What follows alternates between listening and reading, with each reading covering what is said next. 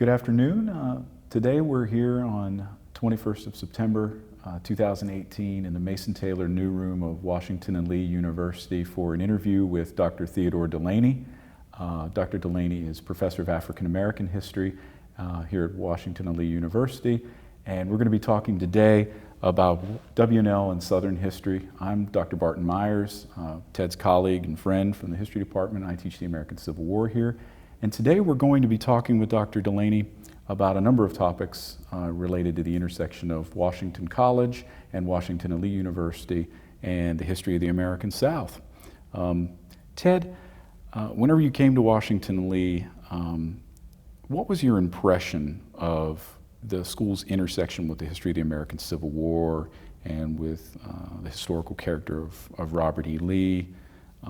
Could you muse a little bit on that and your perception of Yeah, I can. And to qualify that a little bit is that when I come to Washington and Lee to be tenure track, or when there were other comings to Washington and Lee as a student or whatever, I think that I rather focus on it as coming to join the faculty in 1995 after having been away for a few, 2 or 3 years, in fact. Yeah.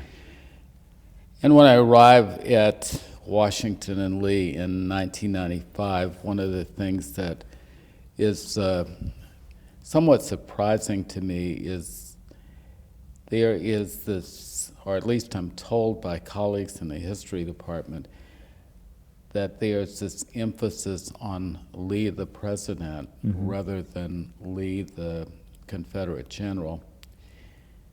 And nobody ever explained why this was so. And so it was a little bit surprising giving the people who were telling me this, because this is not something that seemed to be a part of their nature or a part of their own necessarily particular beliefs. And so I was never really sure whether this emphasis on Lee the president was to dodge a bullet with regard to the loaded term or the loaded connotations of the Confederacy with regard to recruitment or whatever, or whether this was to acknowledge problems that both of us understand historically with the Confederate cause. Yes. And so nobody ever articulated why there was a problem with Lee the general, the Confederate general, as opposed to Lee the president. And so there now is this renewed emphasis on stressing Lee the president that a lot of people don't understand is not something new here, but something that was going on nearly 25 years ago. Yes, in the mid-90s. Yeah. Right. And so, because I returned here in 95, Okay. and this is what I find. And so, right after I returned, I discovered that even though I was trained in Southern history, not in African American, Yes. when I returned, I learned that, and I shouldn't have been shocked by this, having been a student here, having done an ABD fellowship here, having growing up in Lexington, but what I found was, and I guess I realized it for the very first time in its postgraduate school education, that the kind of discourse that you can have are the kinds of questions that you can ask about any other figure in American history you could not ask about Robert E. Lee on this campus, that it was fraught with danger. Yeah. And Could you talk about the constraints of talking about Robert E. Lee in class, some of those experiences? Well, I don't think that it was such a problem talking about him in class as it was talking about him to colleagues. Okay. And are talking about him publicly. And I can give an example of this, and the example sort of fast forwards this a little bit to something that's in my notes here anyway. In 2007, the university, whether officially or unofficially, observed the 200th birthday of Robert E. Lee. Mm-hmm. And the art department did this interesting thing called revisioning revisioning Robert E. Lee. Mm-hmm. And part of this was an exhibit of art about Robert E. Lee, but that was pretty much largely orchestrated by the sculptor, who was Larry Stenney. Okay. But the other side of it was sort of a panel discussion that Pam Simpson put on, and she moderated it, and she was the first woman professor here, and she was probably at the time, she was the chair of the art department. Okay. And so she had me and Holt to be on the panel. And Holt and I don't differ tremendously in our views about Southern history and causes of the Civil War and all of that stuff. But I found that I had less latitude to say the things that Holt said than I thought ought to be the case. And so we are in this forum, and Holt had explained to Pam that there was some level of not agreeing between the two of us, but we were friends, and so it wouldn't be that we would necessarily be reflecting the same viewpoint. Okay.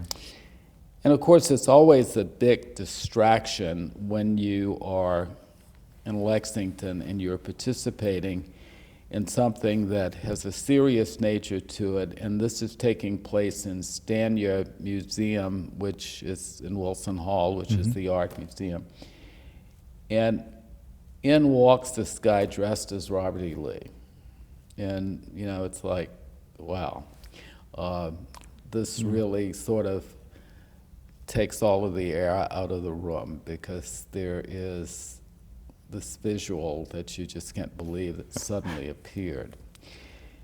And somebody asked a question about a story from Douglas Southall Freeman. Mm-hmm. A famous Pulitzer Prize-winning historian. I'm sorry?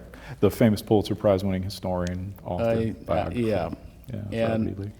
So the story that was asked ended up being something of a problem for me afterwards, because Holt and I both responded to the story. And the story was of Robert E. Lee in church after the war, and the black man who comes down the aisle and goes to communion and kneels at the communion rail, and that everybody sort of freezes and nobody's going to communion, and Robert E. Lee gets out of his seat and goes down and kneels next to the freeman, and thus gives permission for everybody in the church to receive Holy Communion. And Holt's response to it was, there's really no evidence that this happened. Okay. And he said the story is probably apocryphal. And so then Pam wanted my view. And I said, well, I would bring a slightly different perspective to it than the people who promulgate that story. And I said, having grown up in a liturgical church, and the Episcopal Church is not that far from the Roman Catholic Church, that at that point in what's going on in church, there's nothing the priests can do about whatever's happening. The lay people have to take care of what's happening. And so the priest is standing there in the most sacred part of the Eucharistic celebration, and he's got the sacraments in his hands, and he is ready to distribute the sacrament to the faithful, and nobody's coming to communion. And I said, if this story is true, what I see Lee is doing possibly is coming to the rescue of the priest. And I think it says more about what's happening with the service than anything that Lee may think about the freedmen. And the News Gazette quoted me accurately on this. And Fran McDonald, Suzanne Keene's husband, who is Roman Catholic, was there, and he comes up to me afterwards and he says, he says, I think you got something there. And of course, Fran is a historian too, but we're both Catholic, and yeah, you're kind of coming to the rescue of the priest in this. So the News Gazette quotes me accurately, and one of my history colleagues who was not present marches into my office the next week. He's read the story in the News Gazette, and he's like a madman. And he says to me, I've worked for God knows how many years to cultivate alumni, and you've destroyed all of that in less than 5 minutes. Wow. Why did he think that?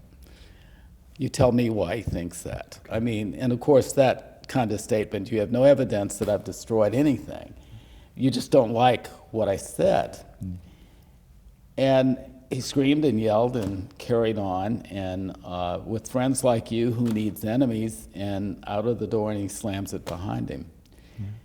And I thought, this is really crazy. And since when can historians disagree without having a temper tantrum? And so this is the kind of thing that I've experienced, and it reminds me of Alan Nolan's book. Oh yeah, Lee Considered. And, oh yeah, and so it's a very searingly critical look at Robert E. Lee. Absolutely, but here is a historical figure that it becomes very, very, at least on this campus, very, very dangerous. Ted, maybe we can talk about this a little more generally than just Washington and Lee, but what do you think is the enduring hold of Robert E. Lee over Americans, over Southerners, over Americans? There's been a huge debate within the last few years over Lee's place in American history. Well, what do you think from your own experience here? Where do you think that comes from? What's the root of it? Well, I think that part of it is rooted in the whole concept of reconciliation. Okay. And in this whole concept of reconciliation, then there is a concentrated effort on the part of the South to to be viewed as a noble cause that's equal to the cause of the Union, and to be able to have some of the same status that the Union has. At the very same time that reconciliation is happening between North and South, as you well know, it's happening at the expense of the freedmen. And so I think that, even as we live into this time, we're seeing even more of this right now with the tension that goes on back and forth about how we honor the people who are part of the Confederacy. And I also think that there is this mystique of the lost cause that plays into this, and this mystique that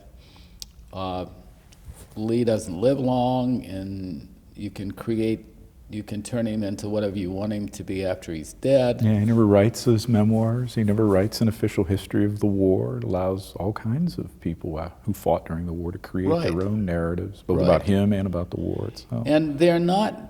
He never arbitrates that. And there's not any real effort of people in the North to counter these Confederate histories that are coming out either. No, it's a much weaker effort in terms of publishing. Yeah, so there is... some of these histories that come out are pretty bad. Yeah. And even if you look at the 4-volume history that's written by a non-combatant, or somebody who probably was far too young to be a combatant at the time, Woodrow Wilson, which is very, very pro-South. is. And, very, and of course, Wilson grew up in Reconstruction, Georgia and South Carolina. And so a lot of that is reflected there, plus the fact he was great friends with Thomas Dixon. He was. And D.W. Griffith. And They used some of his history of Reconstruction in the D.W. Griffith film, Birth of a Nation. So I think that there's a lot that's going on that sort of revises history, and we know very well that this kind of revisionism of the causes of the Civil War begins in 1865. And so there is a concentrated effort on the part of the South to be victorious, at least in the history books. This is a question about the lost cause myth, and because I know a lot of people they sort of use the myth and they talk about it as a sort of a shorthand for a number of arguments and tenets about the American Civil War. I wonder if you could talk a little bit about that and where you see Washington and Lee's role in the creation and burnishing of both the Lee myth and of the lost cause itself. I think Charles Wilson Reagan does a really good job with it. Okay. And especially the chapter where he's talking about the funeral of Robert E. Lee. And because at the funeral of Robert E. Lee, on that very day, you have the creation of the Lee Memorial Association. Yes. And so there's this concentrated effort that begins with how Robert E. Lee is going to be remembered and honored, and the fundraising mechanism that's put into place to be able to do that. It's extensive. I mean, sorry? It is extensive, you're right. It's Oh, most of absolutely. the living members of the Confederate High Command are vice presidents of the organization. It's an amazing effort in order to try to and then I capture think, that story. I think that it also has a religious dimension to it, which I think is a viewpoint that I've long felt that I share with Charles Wilson Reagan, that the myth of the lost cause is almost like a civil religion. I would agree. I think it is. There's certain tenets of it that... It is a very powerful thing. Absolutely. And I was trying to explain to some students the other day in an education class when I was looking at all of this imagery and was showing a picture of the recumbent Lee in the chapel. Yes. And I don't think the students were really ready for these kinds of questions, but what do you see here? And especially when I sort of used the pointer and outlined the sarcophagus underneath the recumbent Lee. Yeah. What is this thing that's a part of this lower part of the sculpture and nobody knew? And okay, it's a sarcophagus. What is that? Well, nobody knew what a sarcophagus was either. Yeah. But I said to them, I said, well, you know, if you were Episcopalian or if you were Catholic, the sarcophagus looks pretty much like a marble altar. And so what do you think is going on with this image? And this is what Mrs. Lee wanted. Yes. This recumbent Lee atop a sarcophagus. Yeah. And so what does this image say to you? What does this image seem to mean? And of course, that image is central to this campus, and the whole idea that somehow that image becomes central to this chapel that was built to be the university chapel rather than a crypt. Yes. And so W&L, to a large extent, is very much a part in the late 19th century and in the early part of the 20th century. Absolutely. Yeah, it doesn't begin or end with the recumbent Lee. It goes on and on for decades. Yeah. So some of this stuff is stuff that I ended up distancing myself from. Sure. And I distanced myself from it professionally and for comfort reason, and I distanced myself from it in the community as well because it was just terribly uncomfortable, and I didn't want to be involved with it. Even to the extent of not wanting to be lured into conversations with tourists who were strangers I didn't know who might say, "What do you do for a living?" Yeah. The last thing I wanted to say was I taught history, Yeah. because the next question would be a Civil War question that I wasn't going to want to engage in. Yeah. And so there's been a certain level of discomfort, and even though I studied with a guy, a really weirdo guy in response, but an absolutely magnificent gentleman in graduate school named Ledwell Johnson, I know who that. often wrote for the Southern Partisan and vowed that his last lecture at William and Mary would have Grant surrendering to Lee. But there again, Ledwell Johnson was a very complicated and complex man. And so from the one hand of being a student of Ledwell Johnson's, but also being a student of Eugene Genovese's, Sure. and sort of distancing myself from Southern history, period, while here, I found that it wasn't completely possible to distance myself from Southern history, either in the greater community or in Lexington. And there Why are do you think that is, Ted? What is so because central about Lexington? people are always looking for a Southern history. speaker. And sometimes you inadvertently find yourself trapped into a situation, or not trapped into a situation, but lured into one. For instance, I had been working on, somebody else beat me to publishing it, but I've been working on the Virginia textbook controversy, a controversy that Adam Dean published. Okay. And I knew Adam, and I was working on it even before Adam started working on it. Yeah.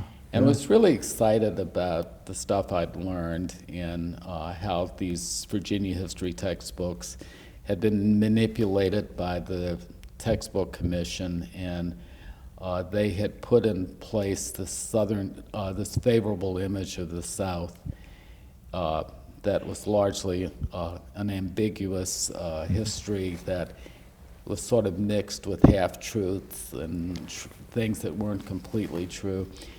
And so I'd been working on this, and I knew this historian who worked for the State Department of Historic Resources named John Kern. And John was a really nice guy, and John was, as I recall, a Northerner who ended up in Virginia working. And so sometimes these well-meaning friends can get you in trouble, and so John suggested to the Danville Historical Society they get me as a speaker. And so I'm very excited. The last official capital of the Confederacy. sorry? The last official capital of the Confederacy. Yeah, and what I saw in Danville was unbelievable. And this is about 1997. Okay. It's late 90s, and so I'm just going to say 97. I can't be sure of the date.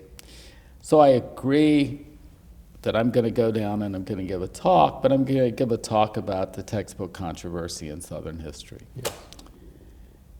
And I get to Danville in spite of the fact that a couple of colleagues on the campus said to me, "Ted, you're making a mistake. You really should not go to Danville to speak." And so I go to Danville, and my wife goes with me. And to help put this in a historic perspective, this is before we have good cell phones. Okay. We have in our car one of the early versions of a car phone that you plug into the car. Oh, wow. But there are not a lot of towers, and Okay. the closer we get to Danville, the greater our reality that it doesn't work anymore. Oh, wow. And we get to Danville and we check into a hotel, and the first thing they tell us is that their telephone service is out. Oh, goodness. And so we realized that we're going to be in Danville, and we are cut off from the outside world. We have a son who is a student at William and Mary, and if he needed to get in touch with us for some reason, he couldn't.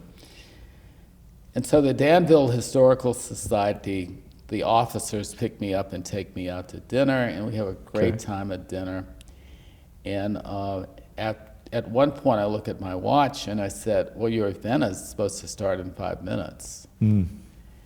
And so real quickly, there's a paying of check, and we're off to the Historical Society we go, and they have an auditorium. The ladies there are frantic because the speaker and the officers of the society haven't arrived. And I walk in, and I see something that is just unbelievable to me. There is a middle aisle, and there are folding chairs on either side, and all the black people on one side of the aisle, Okay. and all of the white people on the other side of the aisle. Okay. And all of the black people are dressed like we are, or the female Okay. equivalent. Okay. And almost all of the white people are dressed like we are the female equivalent, except one row of white people. And this particular row of white people have sweatshirts on with Confederate motifs on them and baseball caps with the Confederate flag. Oh, wow. And they're all sitting in one row. Okay. And I realize there's a statement being made here, but I can't let that distract me. And when I gave my presentation, I felt really comfortable about the things that I was seeing. And Yes. then when I finished in the Q&A, these people came alive. And these were angry people who felt that PC had taken over the schools and that Martin Luther King had replaced Robert E. Lee, and oh God, it was absolutely amazing. And the questions got so ugly that it was unbelievable. In fact, one of them had the audacity to ask me, well, if your people hadn't been brought over here as slaves, how do you think you would have gotten your education? Wow. And That's then incredible. all of the well-dressed white people started helping respond to them. Black people aren't saying a word. Okay. They're not saying a word. It was the most amazing evening that I had ever spent in my life. And at the end of the evening, there was this line of well-dressed white people who were waiting to say to me, I'm so sorry, or I don't know where those people came from, but I apologize. So there are these people who are lined up to apologize to me, and then at the end of the line, there is this boy, a 16-year-old white kid, who was there because his high school teacher had suggested he go, and he was in tears. Oh, wow. And he said, I am so embarrassed. And I thought, no kid should be in a situation like this. I felt so sorry for this kid that I didn't know what to do. And then we went into the adjacent room where the goodies were set up for the reception. And I thought these people would have left. They had not. They were there in the reception. Okay. And somebody said to me at some point in conversation at the reception, you handle that so beautifully. You must get questions like that all the time. And before I could respond, my wife said, no, he doesn't. And I was amazed because that's not my wife, and my wife doesn't usually chime in any situation like that. And finally, after it was all over, the officers of, particularly a woman whose name is Mrs. Levine, her son Sam was a student here, I know, and she was the treasurer of the Historical Society. Most unusual home that she and her husband had. They took us back to their house for coffee. And it was sort of a recapping of the evening, and we were there much too late, and finally they took us back to our hotel. And we get to the hotel, my wife wants to drive immediately back to Lexington. And I said to her, Lexington is nearly 3 hours away. It is too far to drive this late at night. She was terrified of staying in the hotel. I never want to come to this place again in my life. I want to get out. And I said to her, I've got a class in the morning. And I said, I need to be rested for the class. And if we drive home, it's going to just mess up things for me. Yeah. I went to bed and went to sleep to get up to find out she hadn't slept at all. She was just in terror. She was just absolutely scared out of her mind. And so we came back to Lexington, and I thought, how did this happen? How did this happen at all? And then our son calls from William and Mary, and he said, what went on in Danville last night? He said, I have a friend from Danville that I met in Latin Academy. And she called and said, my parents told me what they did to your dad in Danville last night, and she apologized to him. And I thought, you know, here are two college sophomores or something who are in communication because of this incident in Danville. John Curran later calls me, the historian who had recommended me as a speaker, and said that the folks down there had done some research, and these people had traveled all the way from Petersburg. Oh, wow. And they belong, you know, obviously they had a connection in Danville, and they belonged to an organization called the National Association for the Advancement of White People. Oh, wow. And so then there is, why would my talk cause people to drive all the way from Petersburg to Danville to protest a lecture that I thought was fairly innocuous? But then I got myself into it a second time. And the second When time... did this one happen? What was the location of this? The location of this one was Richmond, and I sort of made some notes to myself for this one. And this one will involve people that you know, for sure. Sitting in my office one day working, I'm minding my own business, and I get a telephone call from John Koski. Oh, yes, I know John. I'm sure you do. And John Koski has a PhD from the College of William and Mary, just like I do. So I certainly was not a student at the same time he was, but I knew who he was. And was John working as curator at the Museum of the Confederacy? He was curator at of the this museum, point? and he was calling to ask a favor of me. And the Museum of the Confederacy has an annual lecture that they call the Elizabeth Roller Bottomore Lecture that they sponsor together with the University of Richmond Department of History. Okay. And this particular year, which was 2005, in fact, it was in September 2005, it was going to be a panel discussion instead, and he wanted to ask me to be on the panel. Okay. And very suspicious of all of this, I said, John, why are you asking me to do this? And not figuring that I had any outstanding credentials that qualified me to be on the panel. He said, because every other black historian I've asked has turned me down.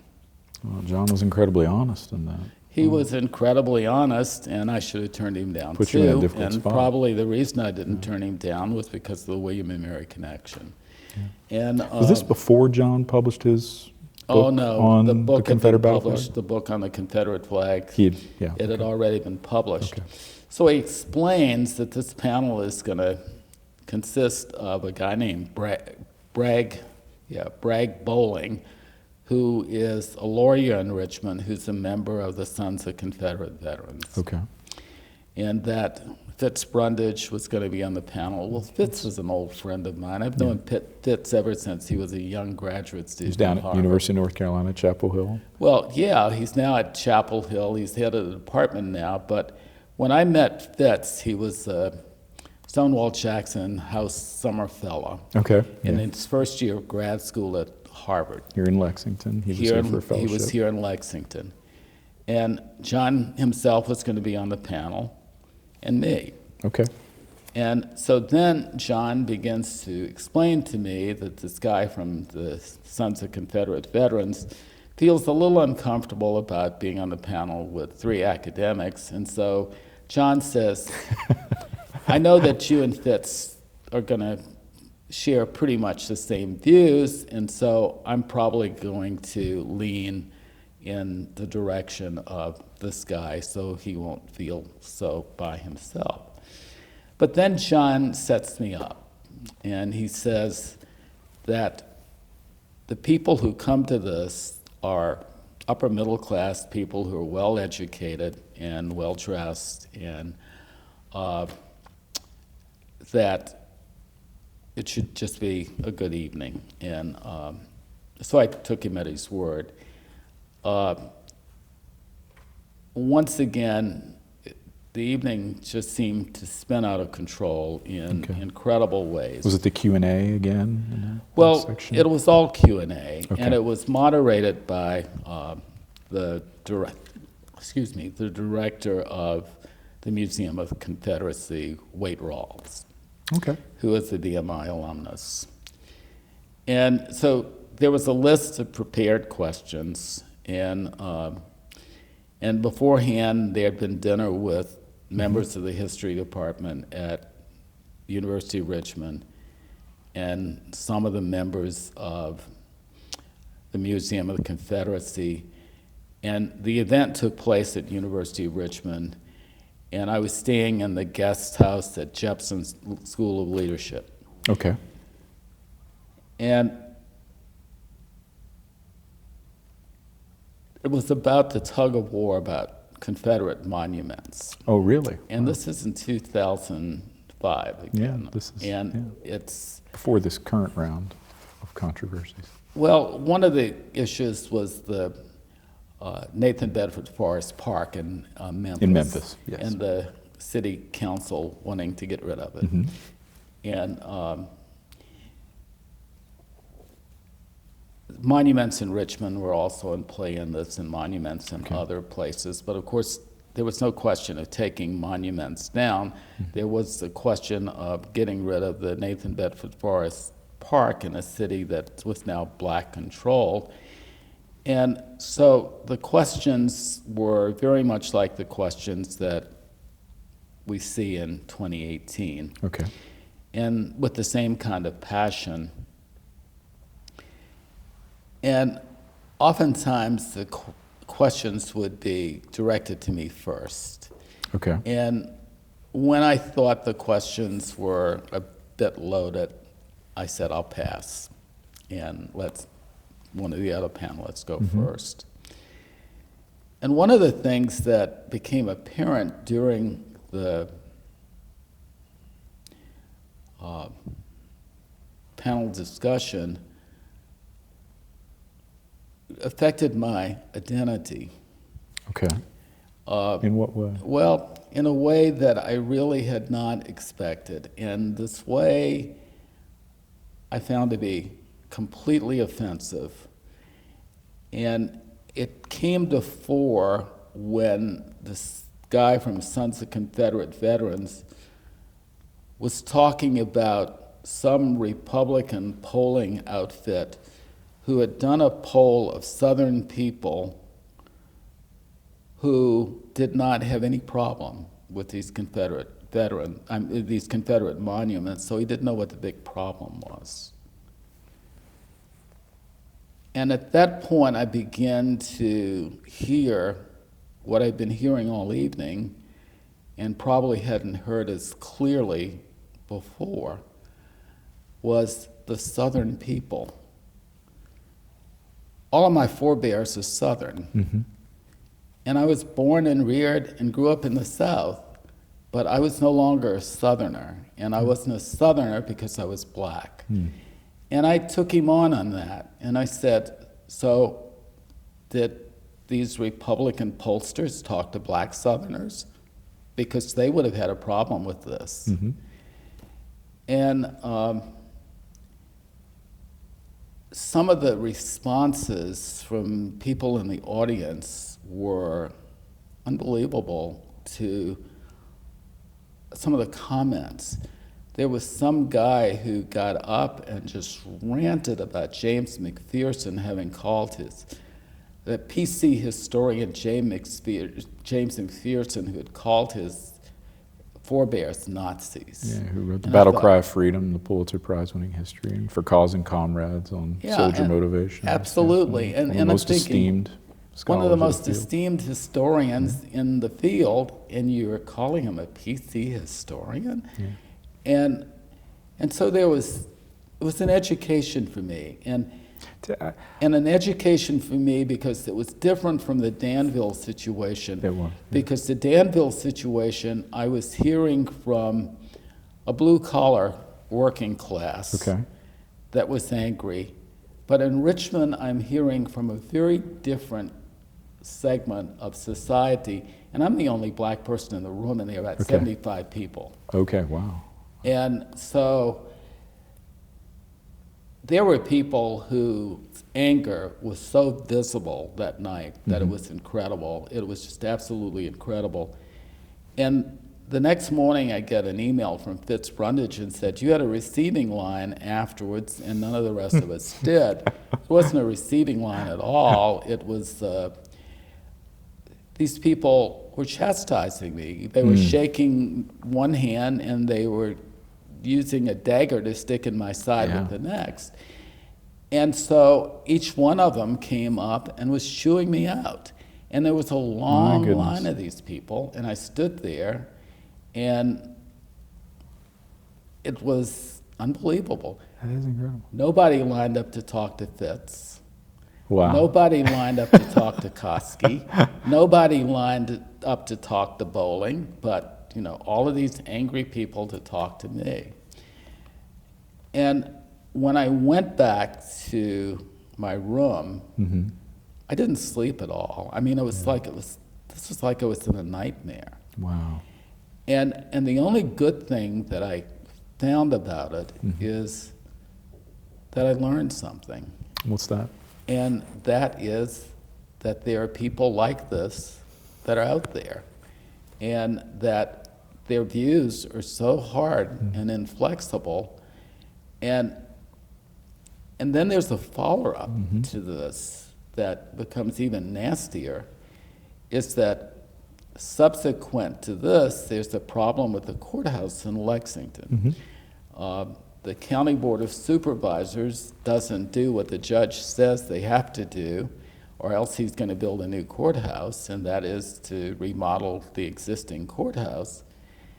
And so when the judge, by court order, says there's going to be a new courthouse, then this place on Main Street where our business office is presently located is the it's the rented space for the university.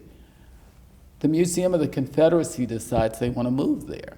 Yeah, they're working on building a satellite museum at that point. They want to put They were one going to in. move here lock, stock, and barrel, as I Oh, really? understood it. And they had public meetings here. And there were people locally This who is the were, site that ultimately ends up in Appomattox today. Yeah, Right. The museum. So there are people here who are really fostering that too. And one of the people who was fostering that was Brian Shaw, who at the time was the director of the George Marshall Library. Okay. And so I was just, no, they can't come to Lexington. And in one of these open forums, somebody asked about flags, and they said, yeah, flags will be flying, Confederate flags will be flying outside of the Rockbridge County Courthouse. That will be the Museum of the Confederacy. They wanted to convert the building into the museum facility. And I took a public stand against the Museum of the Confederacy moving to Lexington, and was not secret about my experiences in Richmond as a speaker for the Museum of the Confederacy. What was the distance in time from the time you spoke in Richmond to the courthouse? Maybe a couple of years at the most. And it made the Washington Post, it made the Richmond Times-Dispatch, it got a lot of news coverage. And I thought the most horrible thing that could happen is that for them to end up in Lexington, and why would they end up in Lexington in the first place? And then angry alumni seemed to take umbrage at me speaking out. Okay. And there was one guy who wrote to senior members of the history department and copied me on it. It was almost like, you need to reel this guy in kind of thing. Oh, really? Wow. And I was really angry about that. By God, I was born and reared here, and I'm a taxpayer, and I have a right to speak out. You do. And how dare anybody Absolutely. write to senior members of my department and take issue with me speaking out against something in Lexington. Even there, subsequently, there's one person who writes to the Board of Trustees. And so there is an effort that Ken Ruscio kept from me for a long time. There was an effort to get me fired. Former president of Washington and Lee, Ken Ruscio. Right, Yeah. and one letter I shared with Ken where this guy finally wrote to me and had said derogatory things about Ken, and I sent a copy of the letter to him, and he said, yeah, I know. He said, I've been trying to keep this from you for a long time. And, but the idea that somehow these alumni did not understand that whether I worked here or not, I had free speech. Yes. And that, but not only did I have free speech, but also something called academic freedom. And so a lot of difficulty, if you will, where you're crossing this line with anything that has to do with the Confederacy. And Could I ask you a question? Sure. And this is one that I've wanted to get you to talk a little bit about, and it relates directly to your training in Southern history in particular. But I'll ask you one more lighthearted and fun, and one specifically about one of your mentors, Eugene Genovese. I wonder if you might talk a little bit about your experience working underneath Genovese in graduate school, and tell me a story or two about what that was like. Okay, one of the things that the big surprise with Eugene Genovese for me, because I had first been introduced to him here when I was Oh, an really? I undergraduate. didn't realize that.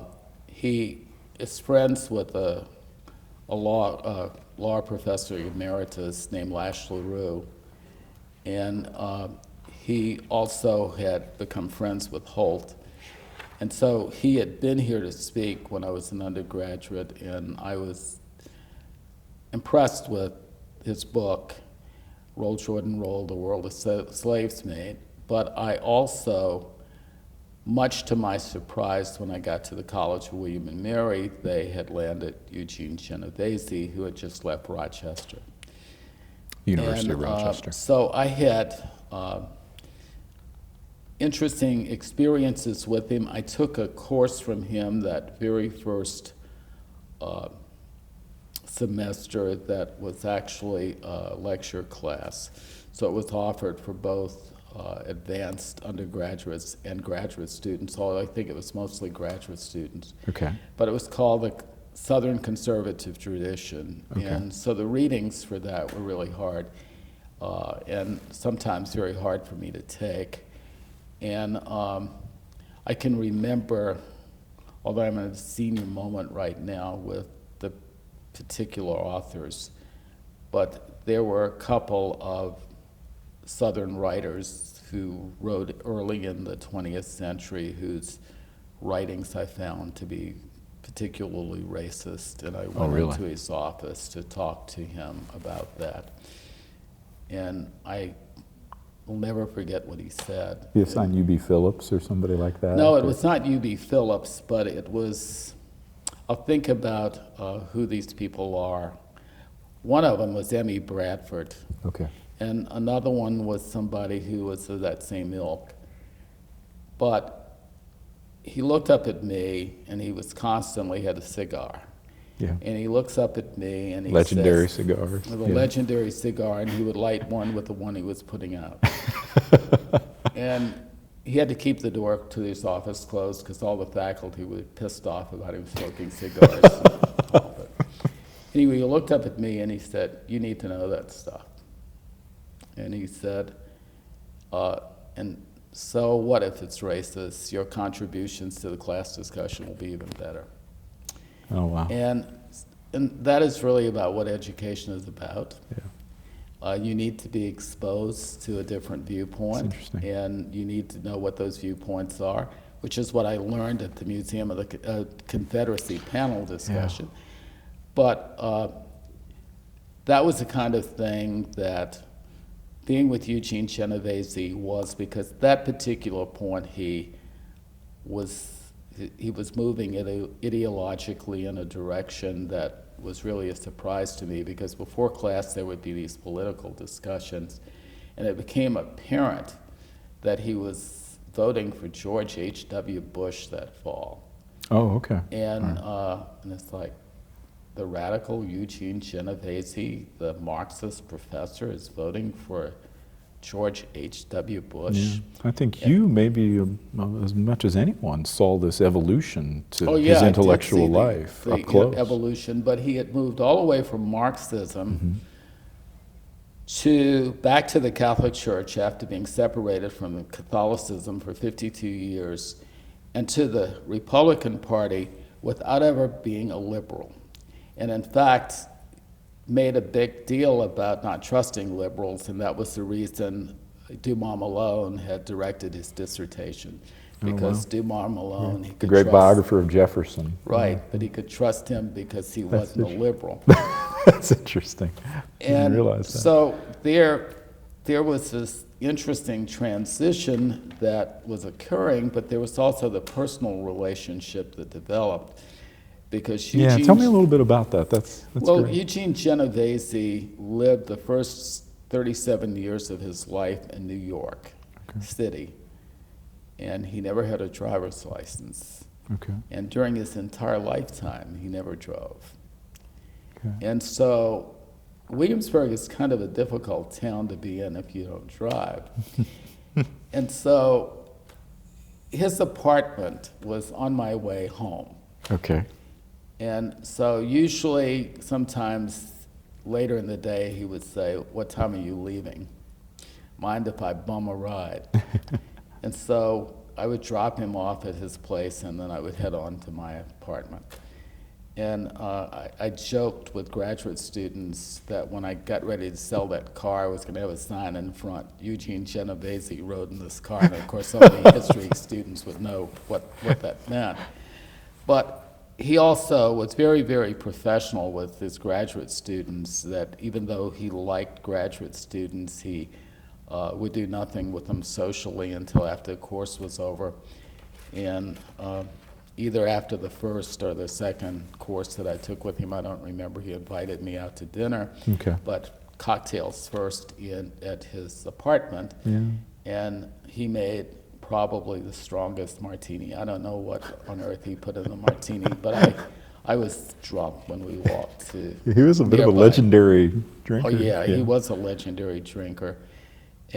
But the other side of it is the conversion to Catholicism Okay. that caught me off guard, and then there was an attempt to convert me to the Republican Party, and that is not going to Really? happen. Wow. That's fascinating. And I can remember one time he told me my son would never be a successful lawyer unless he became a Republican. Oh, really? But the worst part probably was with my wife. Okay. She had never met him, and so Contact brought him in to speak one year. Okay. The contact committee here on campus. Okay. And the LaRue's had a dinner party for him, and we were invited. And by this time, he can't talk anything but religion. He has the zealotry of a convert. And over dinner, he says, and my wife's a cradle Catholic, and over Okay. dinner, he says that he thought that Pope John Paul should excommunicate all of the feminist nuns. My wife did not Oh my say goodness. a word at dinner, and when we get in the car, I don't know why you like that man. And so it was the kind of evening where you think, oh boy, the after the party thing is not going to be fun. But the thing that I tried to explain to her is that he had been very helpful to me getting to where I was professionally, in that I had a great deal of respect for him personally, but I didn't agree with him. And he would say in public meetings, and I know DeLaney's on the other side of the church from me, and Wow. and it's like, what difference does it make what side of the church anybody's on, and especially when you're in public, and most of the people who are listening to this aren't a part of the Catholic Church, or maybe aren't a part of any church for that matter, but he never, That's after the interesting. conversion, he never got very far Okay. from references to church, as the last trilogy of books that he wrote indicate, and especially the Mind of the Master Class. It's more theology than it is history. But I recently turned over to Special Collections the commentaries that he wrote on my dissertation chapters. Oh, that's fantastic. And I also sent a copy of them to David Mulkey Hansen, and David was Former head of the Southern Historical Collection at Chapel right. Hill. Yeah. And David immediately wrote me back, and he said, this is going to be very helpful for somebody who's writing about the Genoveses, because they were trying to figure out why they had withdrawn their support from Patrick Buchanan's presidential campaign. And it's in one of these letters that he wrote to you. Oh, wow. And That's amazing. there was something that Patrick Buchanan had done that they viewed as racist. Oh, really? And they decided that they would That was distance why. themselves from Patrick Buchanan. So they did have integrity. And it was fascinating working with him. And then some of the stuff that he wrote, some of the little collections of essays, or not essays, but lectures, like A Consuming Fire. Yeah, that came out whenever I was first starting to work for the Park Service, actually. Right. And so, he was very into dealing with the reason or the concept that people had for why the Confederacy lost and this kind of thing, which is one of those lectures in A Consuming Fire. So, Ted, how long have you been a member of the Southern Historical Association? You've been a member for quite some time. Probably since '95. Since '95? And since '95, a member of St. George Tucker Society, which Gene founded as his non-PC interdisciplinary organization on Southern culture. And for a while, with even though Holt said you can't do this, but you can't say no to Eugene Genovese in the founding efforts of the Historical Society that he founded, because he had decided that the AHA was a bunch of thugs and they shouldn't be charging for ads for graduate jobs in their journal. They should do this free as a service for the profession. And so at least for the short-lived Historical Society, I was sort of there in some of the original planning, and then they divorced the Historical Society for unfortunate reasons, and one of the reasons they were leaving was because of health, and at that time it was Betsy's health. But then there was an issue about the fact that none of the leadership was pro-life. Well, Oh, okay. what does that have to do Do with a the historical organization. professional organization in history? And but that was a part of the zeal of the convert. So You fond moments from any SHA meetings over the last 20, 25 years? lots of fun moments, even in St. Petersburg when Florida, yeah. when I was sitting around the bar listening to comments about Catherine's presidential lecture. Catherine Clinton. Yeah, and there were some interesting comments. And one of the things is I didn't go to the lecture, but it was interesting to sit there and listen to people's responses to the lecture. So, but we had a W&L student with us on that one, John Crum. oh yeah, but John Crum wasn't sitting at the bar that night. I didn't see John Crum nearly as much at that meeting as I saw Alex Retzloff and Corey Church and Jillian the year before. Was that Atlanta? Oh yeah, because SSA? I took them to Pitty Pat's porch. You did? Yeah. And Alex Retzloff fell in love with watermelon rind pickles that the other students thought was the most disgusting thing they'd ever tasted. So yeah, that was fun. So yeah, one of my favorites was whenever we were in Little Rock and we went men's clothes shopping down. Whenever we had lunch. And, yeah, the Little Rock meeting was fun. The Clinton Presidential Library and that horrible architecture, the Clinton Presidential Library. So, Ted, this has been a very enjoyable. Well, it's been a nice conversation. Great to sit down. Really appreciate it, and Well, thank you so much, Ted, for taking the time. Well, for thank you. being a great, fantastic colleague and friend. Well, thank you. I look forward to a much longer friendship.